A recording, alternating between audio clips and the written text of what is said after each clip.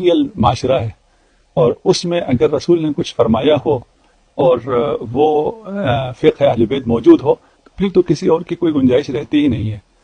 ہم یہ بھول جاتے ہیں کہ رسول خدا نے جس اہل بیت کے پہلے فرد کے لیے فرمایا تھا وہ اسی معاشرے میں موجود تھا، لیکن وہ پھر بھی مظلوم واقع ہوا۔ یہ بھی ایک حقیقت ہے۔ تو ایسا نہیں ہے کہ اگر فقہ اہل بیت ہوتی تو سب مان جاتے۔ یہاں قول رسول کو سب نے نہیں مانا ہے۔ میرے ساتھ آپ اس معاشرے میں آئے ہیں، مکہ میں جب آپ نے ارشاد فرمایا تو نہیں مانا، بہت سو نے نہیں مانا۔ مکہ سے ہجرت کرنی پڑی، مدینہ تشریف لائے، وہاں بھی نہیں مانا۔ وہاں سے پھر بعد میں جو حالات ہوئے تفصیلات ہیں، اور اس کے بعد بھی ابھی ہم اس میں نہیں جاتے، صرف میں اتنا اسٹیبلش کرنا چاہ رہا ہوں کہ آپ نے جو اسٹیبلش کیا کہ اگر ہوتا تو سب مانتے، تھا اور سب نے نہیں مانا۔ قرآن ہے نا، سب مان رہے ہیں اس میں۔ نہیں، قرآن اگر بولنے لگے، یہ قرآن کا اعجاز ہے کہ جو حق کے متلاشی ہیں ان کو ہدایت کرتا ہے حق کی طرف، اور جو ضلالت کے خواہاں ہیں ان کو گہرائی میں گمراہی کے ڈال دیتا ہے۔ اس لیے دونوں مانتے ہیں۔ قرآن کو کتاب ہدایت ہدی للمتقین سب نہیں مانتے ہیں، کتاب کی نہیں مانتے ہیں، جیسے آل کی بھی نہیں مانتے ہیں۔ مثلا ہم اپنے اوپر لے لیتا ہوں، میں زیادہ آپ کی بات صرف نہ کروں، آپ کے قبیلے کی بات نہ کروں۔ ہم لوگ دعویٰ کرتے ہیں ہم آل کو مانتے ہیں، لیکن آل کی نہیں مانتے، ہم میں سے بہت سے لوگ، میں اپنے آپ کو کہتا ہوں۔ تو یہ نہیں ہے کہ اگر آل کی کوئی چیز ہے تو پھر اس سے تو انحراف ممکن ہی نہیں ہے۔ یہ انحراف ہوا ہے، یہ ایک حقیقت ہے۔ اور آل کا سردار جب تھا امیر المومنین علی ابن ابی طالب، اور ان کا نام لے کر، ان کی بیعت لے کر، ان کے لیے دعوت ذی العشیرہ سے لے کر غدیر تک، اور غدیر سے آخری ایام تک، بستر مرگ تک، سب جگہ کہنے کے باوجود بھی امت نے نہیں لیا۔ تو ہم یہ کہیں کہ اگر فقہ آل ہوتی تو پھر تو سب لے لیتے، اب جب کہ سب نے نہیں لیا ہے، اس کا مطلب یہ ہے کہ فقہ آل نہیں ہے۔ یہ حضرت دیکھیں، یہ کیسے ممکن ہو سکتا ہے کہ ایک طرف اگر فقہ الآل موجود ہو، کتاب کی شکل میں ہوتی، وہی کتاب جس کا آپ نے اقرار کیا، آپ نے کہا کہ نہیں وہ امام علی نے مدون کی تھی، اگر وہ ایک جانب ہو، دوسری جانب امام حنیفہ کی فقہ ہو، یا ہدایہ ہو، یا سرخسی نے لکھی ہوئی کوئی فتح ہو، یا ابن عابدین شامی کی ہو، تو کس کی جرت ہوگی وہ کہے گا نہیں میں اس کو چھوڑ رہا ہوں اور اس کو لے رہا ہوں؟ بہت ایسے جرت مند پیدا ہوئے ہیں۔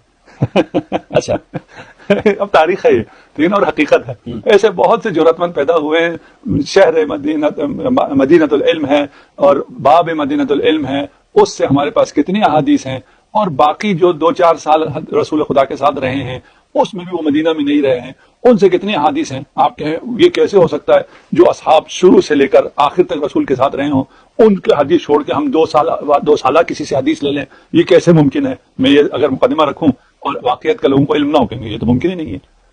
جس کو سپرد رسول نے علم کیا ہے، جن اصحاب کے سپرد، جن سابقون اور اولون کے سپرد کیا ہے، ان سے امت نے نہ لیا ہو، اور آخر میں آنے والے کسی 12ویں کھلاڑی سے لے لیا ہو، یہ ممکن ہے؟ بالکل ممکن نہیں ہے۔ ابھی یہی سوال آپ رکھیں امت کے سامنے، وہ دیکھیے آپ کو کیسے کیسے توجیحات پیش کرنا شروع ہو جائیں گے۔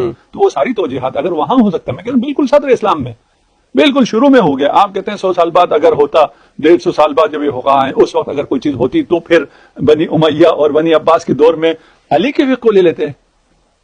آپ اس منظرنامہ کو سامنے رکھیں نا، آپ آج کی بات کر رہے ہیں جب امیر المومنین کی شخصیت کو کچھ حد تک مانا گیا ہے، باقی ان کو بھی تسلیم نہیں کیا جاتا، بالکل بھی تسلیم نہیں کیا جاتا۔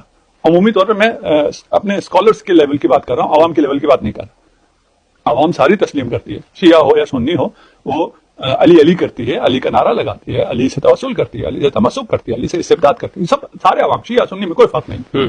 ان کی میں بات نہیں کر رہا ہوں، میں اپنے طبقے کی بات کر رہا ہوں۔ تو یہ کہنا کہ اگر ہوتی بنی امیہ کے دور میں علی کی کتاب ہوتی تو اسے مان لیتے، جس علی پہ سب و شتم کا بازار گھرم ہے اس کی فقہ کو مان لیتے۔ یہ کہہ رہے ہیں آپ؟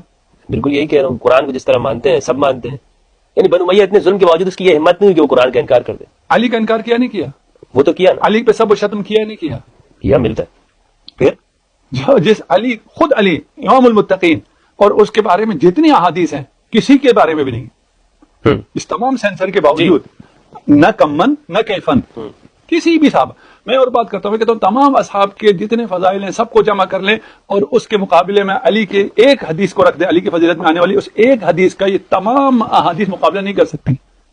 بالکل، اس میں کوئی شک نہیں۔ تو اس علی کو نہ فقط چھوڑ دیا، اس علی پہ سب شتم کا بازار گرم کیا۔